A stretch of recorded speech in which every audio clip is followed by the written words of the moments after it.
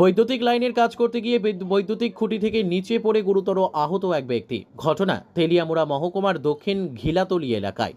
শুক্রবার রাতে তেলিয়ামুড়া মহকুমার দক্ষিণ ঘিলাতলি এলাকায় প্রান্তোষ সরকার নামের এক ব্যক্তি নিজের বাড়িতে বৈদ্যুতিক লাইনে বিভ্রাট দেখা দেওয়ায় নিজেই বৈদ্যুতিক খুঁটিতে উঠে লাইন সারাই করতে গিয়ে বৈদ্যুতিক খুঁটি থেকে পা পিছলে মাটিতে পড়ে যায়।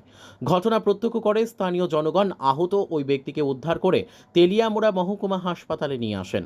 তার শরীরে বেশ কয়েকটি সেলাই লাগে। তবে হাসপাতাল সূত্রে দাবি বর্তমানে মোটামুটি সুস্থই রয়েছে প্রান্তোষ। বর্তমানে তেলিয়ামুড়া মহকুমা হাসপাতালেই চিকিৎসাধীন সে। আপনার কারেন্টের কাজ করতে গেছিল আর কি। তো কাজ করতে গেছে করতে হাত কি স্লিপ করে পড়ছে না বাড়ি সেটা আমি পেতারি না। চিল্লাপাল্লা আরম্ভ করছে আর কি। চিল্লাপাল্লা শুনি না আমরা আইছি। আয়া তারা লইছে। প্রান্তোষ সরকার নামে একজন পেশেন্ট ইলেকট্রিকের কাজ করতে গিয়েছিল। এটা বাড়ির পরে নিচে অনেক ইলেকট্রিক পোস্ট থেকে নিচে পড়ে গেছে। পড়ার পরে তার কিছু বডি ইঞ্জুরি হয়েছে, স্পেশালি মাথার পেছনে একটু ইঞ্জুরি হয়েছে। আর দুটো এখানে তিনটে সিঁড়ি লাগছে।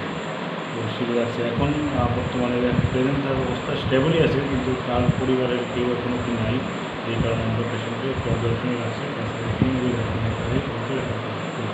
Bureau report, news daily Bharat.